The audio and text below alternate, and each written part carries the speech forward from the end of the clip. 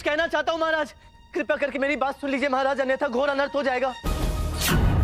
मैं आपसे याचना करता हूँ महाराज, कृपया करके मेरी बात सुन लीजिए।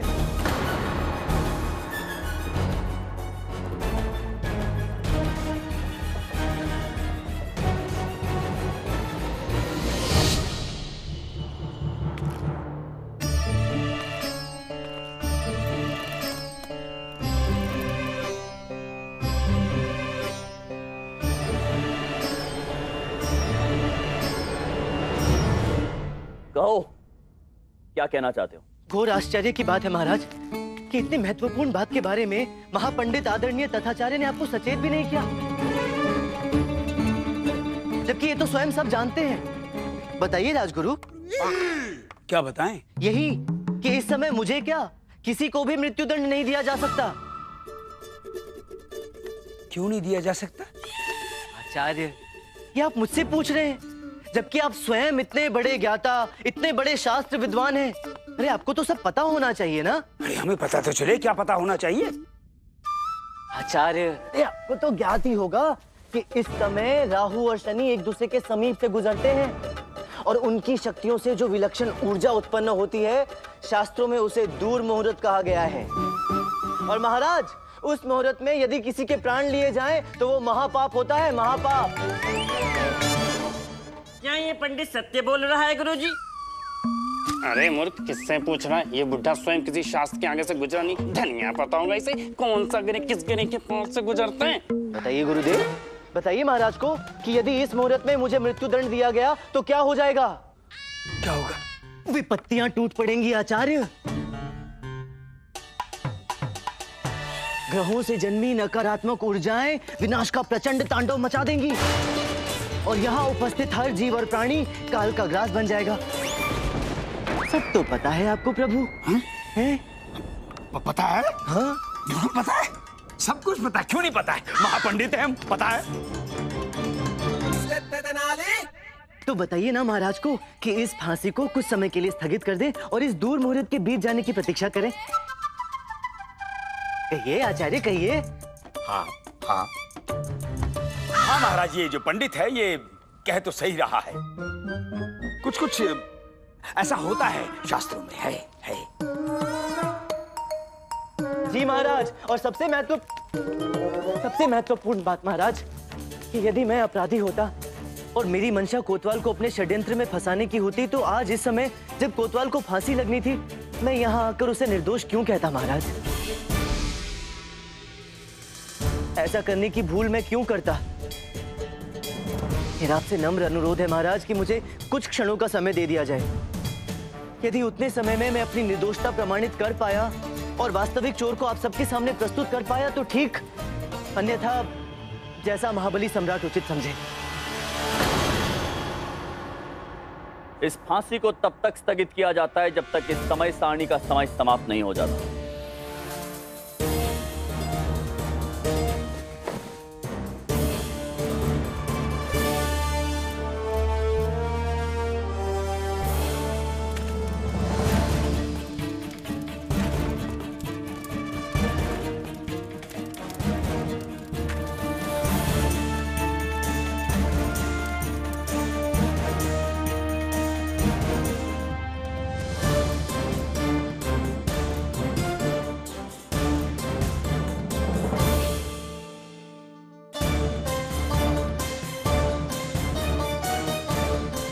क्या हो रहा है पंडित? समय निकलता जा रहा है। तुमने तो कहा था कि तुम उस चोर को सभी के सामने प्रस्तुत करने वाले हो। कहाँ है तुम्हारा वो चोर? नहीं जानता महामंत्री जी, अब तक तो उसे आ जाना चाहिए था। अरे अगर आना होता तो कब का आ जाता। मुझे नहीं लगता कि अब वो आएगा। अब तुम्हारी मृत्यु निश्चित है। निश्चित तो आज मल्लू देवा का क्रियाक्रम है। मुझे अभी पूरा विश्वास है कि वो अवश्य आएगा।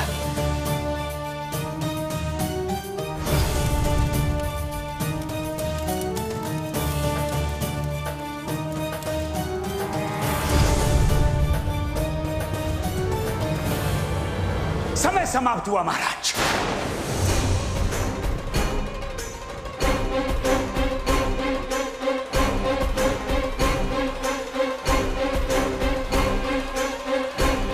हमारे विचार से अब आपको फांसी की घोषणा करने में कोई आपत्ति नहीं होनी चाहिए महामंत्री जी।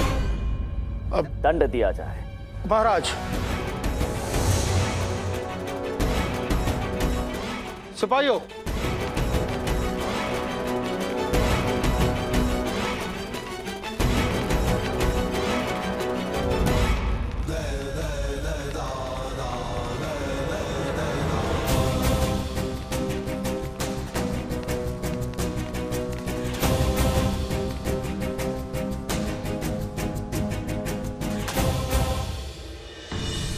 न्यायप्रिय, दयालु, महाबली शासक, क्या एक मरने वाले की अंतिम इच्छा पूरी नहीं करेंगे? क्या अंतिम इच्छा महाराज? कौन सी अंतिम इच्छा? अब जिसे जाना ही नरक में है, उसकी अंतिम इच्छा का क्या बोल महाराज। देखिए, समय नष्ट ना कीजिए और इसे फांसी पर चढ़ाने का आदेश दीजिए। क्षमा कीजिए मुनिवर, वैसे कुछ प्रश्न तो हमें भी आपसे करने हैं। कोतवाल अपराधी है, ये सर्वप्रथम आप ही ने कहा था ना? ना ना ना ना ना ना, हमने नहीं कही थी, ये इसने कही थी। परंतु आपका समर्थन था उसमें। शब्द ठूसे गए थे। जी हाँ महाराज, शब्द ठूसे गए थे हमारे मुख में इस वाचाल चालाक पंडित द्वारा। शब्दों का ऐसा समूह चलाया, ऐसा चमून चलाया कि हम भी बहकावे में आ गए कि हाँ, कोतवाल ही वो चोर है जिसने राज नर्तकी की नथ चुराई। बड़े आश्चर्य की बात है महाराज कि हमारे राज दरबार के आचार्य तथाचार्य जैसे ज्ञानी पंडित एक साधारण से अपराधी की बातों में आ गए। साधारण अपराधी नहीं है महाराज, ये साधारण अपराधी नहीं है। इस धूर्त के दिमाग में हर समय केवल और केवल छल कपट छल कपट छल कपट छल कपट चलता रहता है। शक्ल देखिए इसकी, अब भी वही चल रहा है। हम सबको बातों में उलझाकर फांसी से बचने का प्रयास कर रहा है। महाराज, हमारा तथाचार्य का आपसे अनुरोध है कि दंड की कार्यवाही तत्काल पूरी की जाए। कार्रवाई होगी आचार्य, अवश्य होगी और इसी समय होगी। किंतु यदि इस अपराधी की कोई अंतिम इच्छा हो तो देवराय कुल की न्याय परंपरा के अनुसार उसे सुनना और यदि संभव हुआ तो उसे पूरा करना हमारा कर्तव्य है।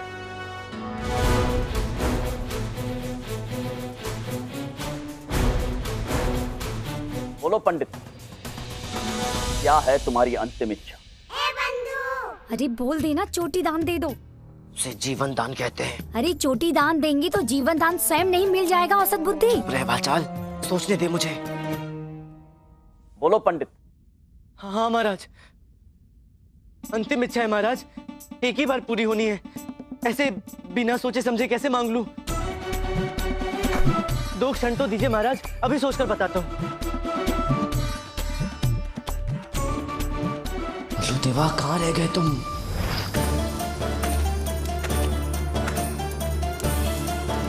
कहाँ है वो लाल पत्थर?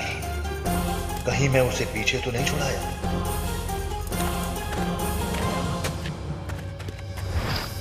ये इसका नया प्रपंच है महाराज। समय ले रहा है इसका दिमाग, कोई नई युक्ति, कोई नई योजना, कोई नया विकल्प ढूंढ रहा है इसका मस्तिष्क, ताकि हम सबकी आंखों में धूल झोंक कर यहां से निकल सके। बस, अब हम और समय नहीं दे सकते हैं। इस पंडित को इसी समय फांसी पे लटका दिया जाए।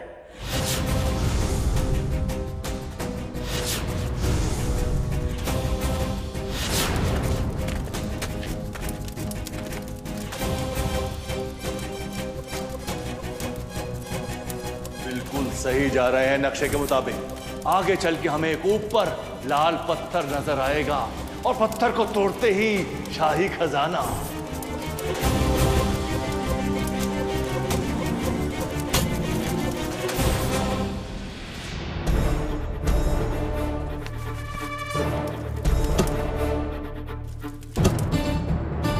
मल्लू देवा, अब तो आ जाओ।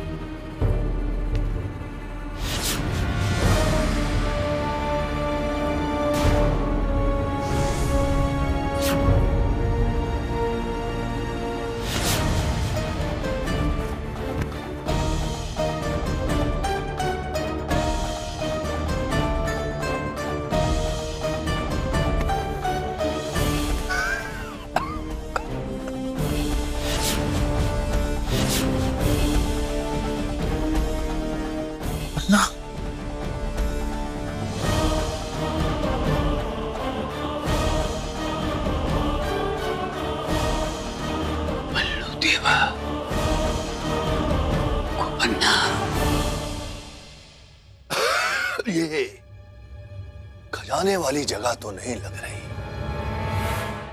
मल्लू देवा,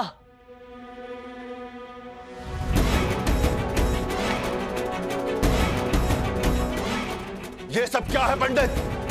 और तू यहां क्या कर रहा है? और तूने कहा था ये सुरंग का रास्ता सीधा शाही खजाने में जाता है, तुझे सुरंग में मेरे पीछे होना चाहिए था। कहां है शाही खजाना? रास्ता बिल्कुल सही जगह निकला है मल्लू देवा। वो देखो, विजयनगर राज्य का सबसे बड़ा खजाना तुम्हारे पीछे है, देखो।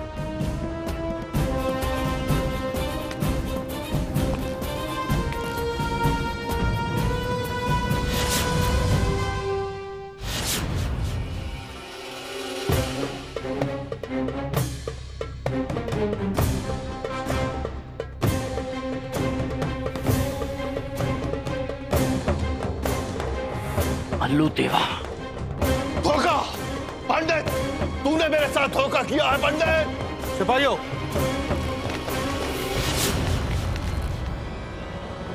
ये लीजिए महाराज, ये रहा आपका वांछित अपराधी, वास्तविक चोर डाकू मल्लू देवा। केवल इतना ही नहीं महाराज, आज तक इसने जितने डाके डाले, जितनी भी चोरियां की हैं, उन सब जगहों से लूटा हुआ धन इसने कहां रखा है, मैं वो भी बता सकता हूं। और वैसे यदि इसी समय इसकी जेबें टटोली जाएं, तो इसके मल्लू देवा होने का प्रमाण भी आपको मिल जाएगा। कोतवाल,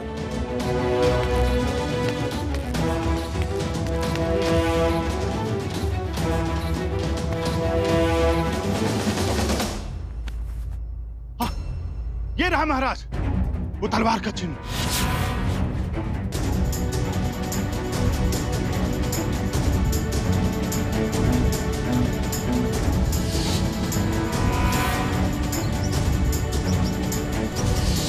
क्षमा कर दीजिए महाराज मुझे। महाराज मुझे क्षमा कीजिए, मैं स्वीकार करता हूं जिस चोर की तलाश आपको थी, वो चोर मैं ही हूं, चोर मल्लू देवा। और शहर में जितनी भी चोरियां हुई है वो सब चोरियां मैंने की थी महाराज। यहां तक कि महारानी की सोने की शाही कंघी भी मैंने ही चुराई थी। मैं अपने सारे अपराध स्वीकार करता हूं महाराज। कृपया करके मुझे मारिए मत, मुझे क्षमा कर दीजिए महाराज। ले, फिर बाजी मार ले गए पंडित। शक्ल तो देख इस बुड्ढे की, जैसे कोई टांगी वाला आम चूस के फेंक गया हो। क्षमा करें महाराज, सत्य को सामने लाने में थोड़ा विलंब हो गया, परंतु यही एक उपाय था इस वास्तविक चोर को सबके सामने लाने का। मेरी योजना को सफल बनाने के लिए ही मैंने कोतवाल पर झूठे आरोप लगाए थे, ताकि ये वास्तविक अपराधी निश्चिंत और निर्भय हो जाए और इसे पकड़ना और भी आसान हो जाए। इसी को पकड़ने के लिए मैंने सबके सामने इसे भला बुरा कहा, इसका अपमान किया, इसके झूठे अहंकार को चोट भी पहुंचाई, ताकि ये गुस्से में मुझ तक पहुंचे और इसका असली चेहरा मेरे सामने आ सके। और हुआ भी ऐसा ही महाराज। मेरा निशाना बिल्कुल सही जगह जाकर लगा। इसने मुझे मेरे पूरे परिवार के साथ अगवा कर लिया और आखिरकार मुझे पता चल गया कि अपराधी और कोई नहीं, ये गोपन्ना है।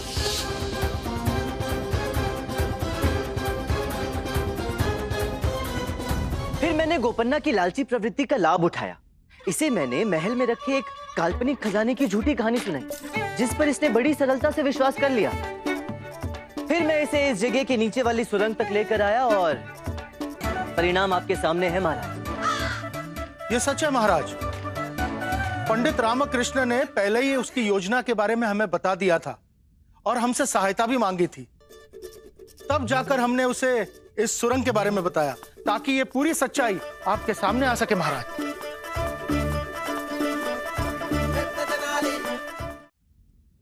ले जाओ इसे। मुझे क्षमा कर दीजिए महाराज, मुझे मृत्यु दंड मत दीजिए महाराज, मुझे क्षमा कर दीजिए महाराज। ले जाओ।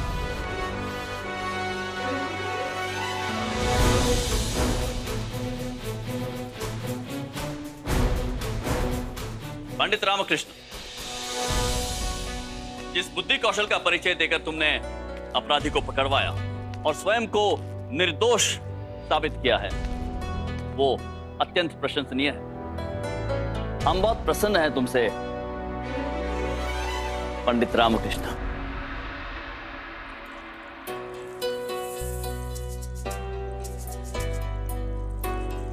ये एक छोटा सा उपहार हमारी ओर से स्वीकार करो।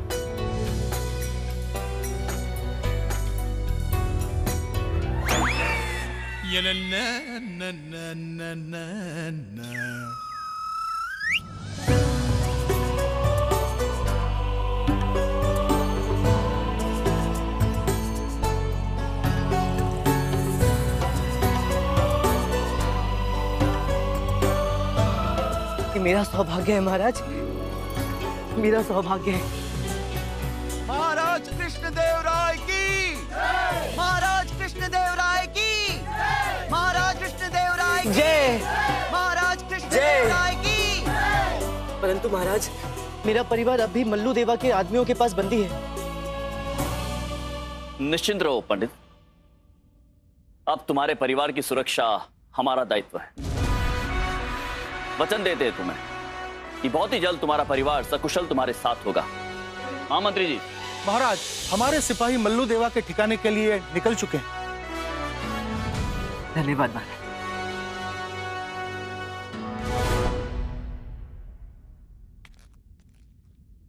पंडित रामकृष्ण महाराज, एक बात बताओ, यदि ये मल्लू देवा यहां से बाहर नहीं निकलता और तुम्हें फांसी की सजा दे दी जाती तो तुम्हारी अंतिम इच्छा क्या होती?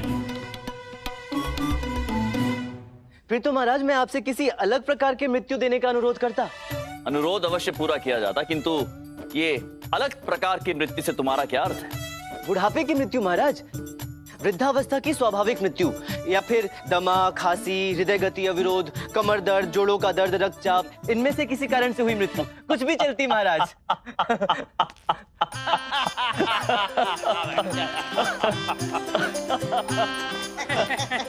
पंडित रामकृष्ण, तुम सचमुच असाधारण हो, क्योंकि हमने आज तक किसी भी मनुष्य को मृत्यु शिखर पर इतना हास्य विनोद करते नहीं देखा है। हम बहुत प्रसन्न हैं तुमसे। मांगो, क्या चाहते हो? हम तुम्हें कुछ देना चाहते हैं। महाराज, निसंकोच होकर मांगो, जो मांगोगे मिलेगा। महाराज, थोड़ी घास मिल जाती तो। घास? जी महाराज। महामंत्री जी, इन्हें घास दे दी जाए। जी महाराज। और कुछ? घास तो मिल गई महाराज, परंतु खिलाऊंगा किन्हें? बकरियां तो है नहीं मेरे पास। बकरियां? महामंत्री जी, बकरियां? बकरियां मिल जाएगी महाराज।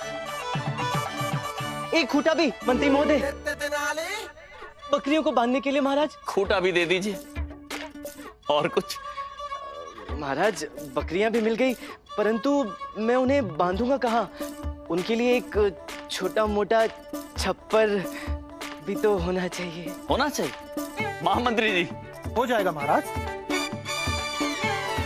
चलो, छप्पर भी हो गया, परंतु बकरियों का ध्यान रखने के लिए अम्मा और धर्मपत्नी का उनके साथ होना आवश्यक है। पर वो कैसे रहेंगी? उनके लिए छोटा मोटा दालन, खाने पीने की व्यवस्था, जल आपूर्ति का साधन, विश्राम का स्थान और थोड़ी बहुत भौतिक सुविधाएं भी तो आवश्यक है, अति आवश्यक है महामंत्री जी। हो जाएगा महाराज।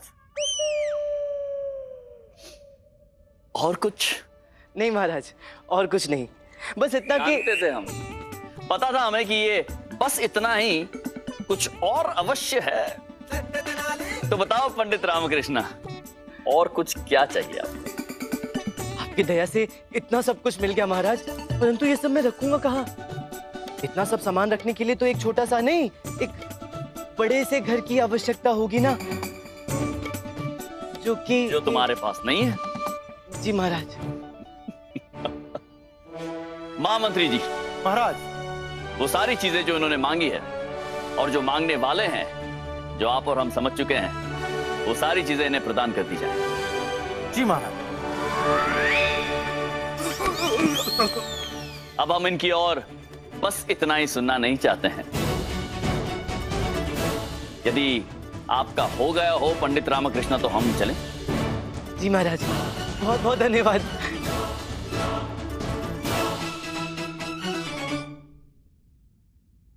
आचार्य जी महाराज। क्या आपको ऐसा नहीं लगता है कि हमारे दरबार का जो वातावरण है वो आजकल बहुत ही बोझिल बोझिल सा, फीका फीका सा हो गया है? हमारे दरबार में ना कोई मनोरंजन है, ना कोई हास्य विनोद है। बात तो बिल्कुल सही है। तो आप भी वही सोच रहे हैं जो हम सोच रहे हैं? क्या सोच रहे हैं महाराज? यही कि पंडित रामकृष्ण को अपने दरबार में सम्मिलित कर देना चाहिए।